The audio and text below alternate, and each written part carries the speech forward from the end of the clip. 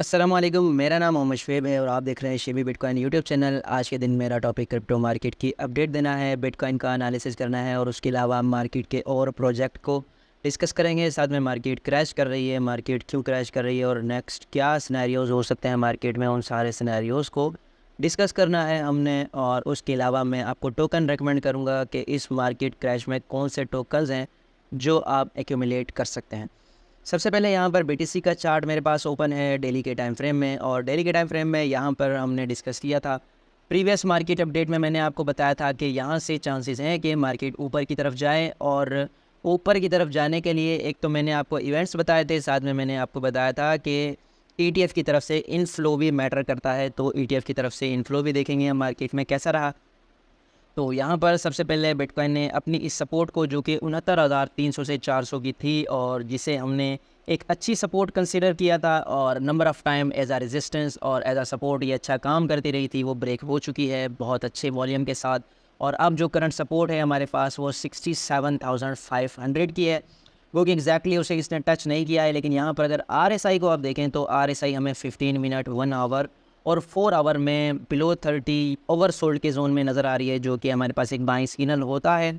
और अक्सर मैं आपको बताता रहता हूँ कि जब भी आरएसआई आपको 4 आवर के टाइम फ्रेम में 30 पे नज़र आती है तो आपको लाजमी एंट्री लेनी चाहिए। हाँ, नीचे स्टॉप लॉस लाजमी लगाना चाहिए, क्योंकि एग्जैक्टली तो किसी को भी नहीं पता होता कि मार्केट किस तरफ मूव करेगी। तो इसलिए फिर यहाँ पर जो है आपका स्टॉप लॉस होना चाहिए इस एरिया से नीचे, और एंट्री आप यहाँ पर अगर एक लॉन्ग की पोजीशन बिल्ड करना चाहते हैं या फिर ट्रेडिंग या स्कैल्पिंग के लिए एंट्री लेना चाहते हैं तो यहाँ पर ये एक एंट्री पॉइंट आपका हो सकता है।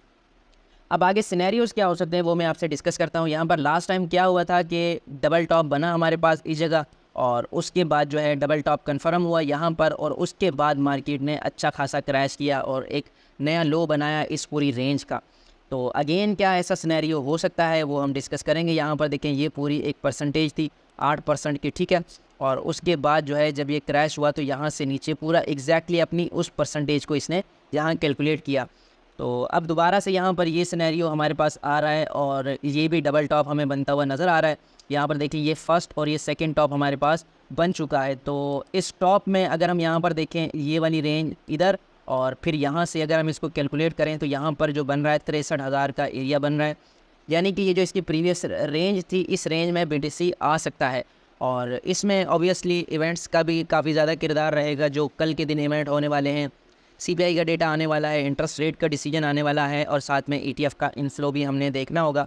तो अगर यहाँ से प्राइस रिकवरी करती है और इस जगह दोबारा से टच कर देती है 71,300 तक, तो फिर यहाँ एक डबल बॉटम कंसिडर करेंगे हम, और फिर यहाँ से ऊपर की तरफ जो मैं ब्रेकआउट कंसिडर कर रहा था और आपको बताता रहा हूँ, तो दोबारा से जो है हम उसकी उम्मीद करने लग जाएंगे। फ़िलहाल 67,500 की जो प्राइस है यहाँ पर इस रेंज का ब्रेक ना होना बहुत ज़रूरी है, और इस जगह होल्ड करना बीटीसी को मस्ट होल्ड करना चाहिए अगर बिटकॉइन को बैरिश नहीं होना। अगर इससे नीचे हो जाता है तो अच्छे खासे लोग बैरिश हो जाएंगे, और फिर 64 से 65,000 का एरिया जो है हमारा पहला जोन रह सकता है। और अगर डबल टॉप को हम कंसिडर करें कि इसका जो बैरिश सिनेरियो है उसका टारगेट क्या है, वो यहाँ पर 6 से 7% का बन रहा है और 63,000 का डंप हमारे पास लग सकता है, ठीक है। तो ये बिटकॉइन का एनालिसिस है। फ़िलहाल यहाँ पर मैंने आपको बताया है कि आप यहाँ पर एंट्री ले सकते हैं, मसला नहीं है, नीचे स्टॉप लॉस लगा सकते हैं। लेकिन बिलफर्ज अगर ये ब्रेकआउट होता है और डाउन साइड पर डेली क्लोजिंग हो जाती है तो फिर हमारे पास सिनेरियोज बैरिश रह सकते हैं, ठीक है। और उसके अलावा एक और चीज़ मैं आपको बता दूं, यहाँ पर ये जो आरएसआई आपको नज़र आ रही है कि ओवर सोल्ड में है, तो उसके लिए यहाँ पर बिटकॉइन थोड़ा सा कंसोलिडेट करेगा। जैसे यहाँ पर आपको 2-3 दिन कंसोलिडेट करने के बाद डंप नज़र आया, सेम इसी तरह पहले आरएसआई न्यूट्रल होगी, उसके बाद डाउन साइड पर ये जाएगा, ठीक है। और यहाँ पर बात करें अगर बिटकॉइन के लिक्विडेशन मैप के हवाले से, तो बाइनांस के ऊपर जो है अच्छी खासी लिक्विडेशन हमें नज़र आ रही है, शॉर्ट्स की पोजीशंस ओपन है, और यही सिनेरियो हमें नज़र आ रहा है ओवरऑल एक्सचेंजेस पर। और अगर देखें तो 71,600 के करीब, $2 अरब के करीब लिक्विडेशन मौजूद है। और डाउन साइड पर अगर देखें तो इतनी ज़्यादा कोई लिक्विडेशन मौजूद नहीं है, हमारे पास $600 मिलियन की है। तो अभी बिटकॉइन के ऊपर जाने के चांसेस मुझे ज़्यादा लग रहे हैं, ठीक है। और ईटीएफ की बात करें तो ईटीएफ में नेट आउटफ्लो हुआ है, यानी कि पैसा आने के बजाय पैसा निकला है। तो इस निकलने की वजह से हमें मार्केट में थोड़ा बहुत बैरिश सिनेरियो क्रिएट हुआ है। यहाँ पर देखें कितने ज़्यादा दिन पॉजिटिव रहा है इनफ्लो, लेकिन यहाँ पर आउटफ्लो जो हुआ है इसकी वजह से भी ट्रेडर्स थोड़ा सा पैनिक हुए होंगे, और मार्केट में इस वजह से भी फंड क्रिएट हुआ है और बिटकॉइन ने अपनी सपोर्ट को तोड़ दिया है। अच्छा, यहाँ पर अली ने ये चार्ट शेयर किया है और इसमें इसने बताया है कि Q3 जो है वो अगर एवरेज रिटर्न के हवाले से देखें तो 6% का बनता है, और मीडियम रिटर्न के हवाले से देखें तो -2% का बनता है। यानी मोस्टली बैरिश रहा है या फिर स्टेबल रहा है Q3। तो यहाँ पर चांसेस हैं कि ये वाला जो Q3 है, ये 3 महीने जो होते हैं, तो इसमें जो है बिटकॉइन इतना ख़ास मूव नहीं करने वाला। ये अकॉर्डिंग टू हिस्ट्री है, और हिस्ट्री ज़रूरी नहीं है कि एक जैसी रहे, हिस्ट्री में चेंजेस आते रहते हैं। अच्छा, यहाँ पर क्रिप्टो मार्केट का ये हीट मैप है RSI का 4 आवर के टाइम फ्रेम का। और RSI मैं आपसे अक्सर डिस्कस करता रहता हूँ, तो आपको पता होगा RSI क्या है। RSI अगर 30 से नीचे होगी, यहाँ पर देखिए पॉइंट्स लिखे हुए हैं हमारे पास, 40 से नीचे अगर आएगा तो ओवरसोल्ड है, और उसके बाद जो है अगर 30 से नीचे आएगा तो फिर तो बहुत अच्छा सिग्नल होता है। तो यहाँ पर अगर आप देखें तो ये कुछ टोकन्स हैं जो कि 30 से नीचे हैं, और 40 से नीचे तो बहुत सारे टोकन हैं जो कि ओवरसोल्ड के एरिया पर हैं। यहाँ पर नेयर प्रोटोकॉल है, RNDR है, इम्यूटेबल एक्स है, एप्टोज का टोकन है, पेपे है, GRT, LDO, टिया टोकन है, एल्गो टोकन है, DYDX है। अगर मैं यहाँ पर नाम लेना शुरू करूँ तो इतने ज़्यादा प्रोजेक्ट मैंने आपको रिकमेंड किए हैं कि आप बाइंग करें। ये बाइंग का टाइम है। इसके बाद जब मार्केट यहाँ आपको रेड जोन में नज़र आएगी, ये पूरा एरिया हमारे पास भरा हुआ होगा, ये वाले सारे टोकन हमें यहाँ नज़र आ रहे होंगे, फिर आप सारे पूछते हैं कि अब कौन सा टोकन बाय करना चाहिए। तो ये मैंटेलिटी सही नहीं है। फ़िलहाल अब आपको पूछना चाहिए कि अब कौन सा टोकन बाय करना चाहिए, तो मैं लाजमी आपको रिकमेंड करूँगा। आप कमेंट में भी पूछ सकते हैं, मैं आपको गाइड करूँगा। अच्छा, उसके अलावा यहाँ पर क्रिप्टो बुलेट ने इस टोकन का सिग्नल दिया है। ORAI टोकन है और AI बेस्ड टोकन है। इसका कहना है कि pretty interesting AI project, 19 million max supply, 64 already in circulation, I think this one will easily break its 2021 high. यानी इसका कहना है कि 2021 का ऑल टाइम हाई ब्रेक कर सकता है, और फ़िलहाल जो करंट प्राइस है इसकी $10 के करीब ये चल रही है, और जो इसका टारगेट ये एक्सपेक्ट कर रहा है 120 पहला टारगेट, और 195 दूसरा, और 315 तीसरा टारगेट है। और मेरे ख्याल में ये बहुत एक्सट्रीम इसने जो है यहाँ पर टारगेट अपने बनाए हैं, और यहाँ पर एक हेड एंड शोल्डर का पैटर्न हमें बनता हुआ नज़र आ रहा है, और उसके बाद इसका ब्रेकआउट हो चुका है। तो लॉन्ग टर्म में इसका टारगेट अच्छा है, और ये बहुत बुलिश एक्सपेक्ट कर रहा है इस टोकन को। तो आप इसमें एंट्री ले सकते हैं थोड़ा बहुत जो है एनालिसिस करने के बाद। अच्छा, यहाँ पर सोलाना के हवाले से न्यूज़ है, और काफ़ी ज़्यादा रूमर्स हैं कि सोलाना का जो है ETF अप्लाई कर सकता है ब्लैक रॉक इथेरियम के बाद। तो अगर सोलाना का ETF अप्रूव होता है तो सोलाना भी हमें 500, 600, उसके बाद $1000 तक भी जाता हुआ नज़र आ सकता है, अगर ETF में सोलाना की डिमांड क्रिएट हो जाती है। Final dip done on altcoin, इस बंदे ने चार्ट शेयर किया है ये। और अगर आपको चेक करना हो कि यार इस बंदे की एक्यूरेसी क्या है या इस बंदे के फॉलोअर्स कितने हैं, तो यहाँ पर देखिए 1,33,000 इसके फॉलोअर्स हैं। तो इस पर थोड़ा बहुत बिलीव हम कर सकते हैं। यहाँ पर इसने ये सारे टोकन्स रेकमेंड किए हैं, और इसमें इसने कहा है कि कमिंग मंथ में 50 से 300% का जो है इसमें पंप आ सकता है। Notcoin, BB, REZ, Omni, TAO, Saga, ये सारे टोकन जो है न्यू फ्रेश प्रोजेक्ट हैं, और सारे टोकन अच्छे टोकन हैं। तो इन टोकन्स में आप थोड़ा बहुत ड्यू डिलिजेंस करके, जो अपनी एक अच्छी सपोर्ट पर मौजूद हैं और RSI के अकॉर्डिंग भी ओवरसोल्ड हैं, आप उनमें एंट्री ले सकते हैं।